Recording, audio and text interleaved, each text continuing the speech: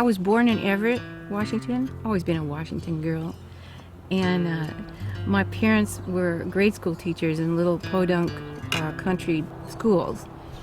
And I had them both for my teachers, which, colored me for life. That's my dad over there in the corner with a whistle.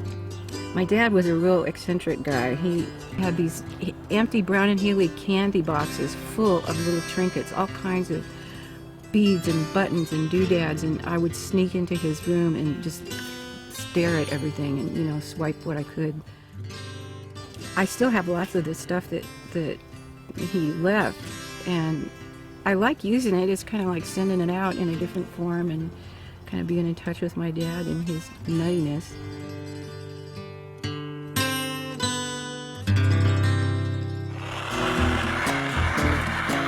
When I first started out, I was pretty much exclusively making one-of-a-kind jewelry stuff.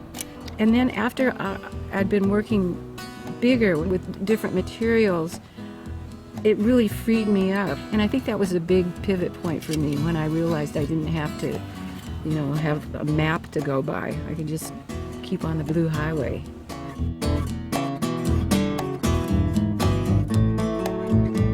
I guess my little stock answer on describing my work would be three-dimensional multimedia narrative figurative stuff. I hope it speaks to the humor and just craziness of being alive and human. It's just like, what the? Well, this is a portrait, it's called Black Sheep. It's a portrait of my Uncle Ernest. He used to scratch his back with a butcher knife, which as a little kid just thrilled me. This is kind of a self-portrait. Here's me trying to control my big urge, which sometimes they're very hard to control. I love burnt matches. I love them. I use them a lot. I made a piece called Twice Shy. He's 6 feet tall, freestanding, and he's got this nice plaid shirt and pants and stuff all made out of matches. And pre-ignition, they were red, and then I lit him on fire, and now he looks really good. Everything looks like it has possibilities to use my work. This is all pretty run-of-the-mill. Here's a pink plastic jackknife. You got your kid riding an ostrich. There's nothing wrong with plastic. I have lots of stuff, I know, and I'm running out of room, but I bring something in and then I move something else down the line to somebody else. But sometimes it does get a little tight in there. I'm glad I'm a little person. I like looking at things. I like arranging things. I like stuff. I especially like stuff that's kind of beat up because I like thinking about where it's been and where it's going to go now, and I like deterioration. If you look around here, you'll know that.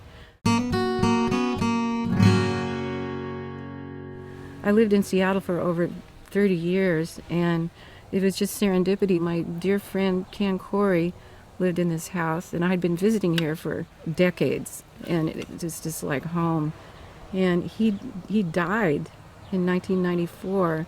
And I had a little house in Seattle, and I just sold that and moved over here with my 3 boys, Elroy, Riley, and Arlo. I love my boys. My boys are the best thing that ever happened to me. Elroy and Riley, the twins. Whew.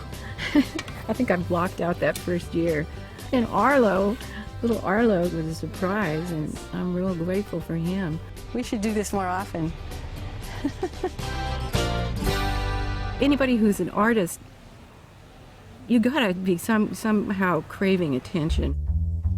And it's so fun to work so hard and then see everything in a show and you're like, hey, maybe I'm not a lazy bum.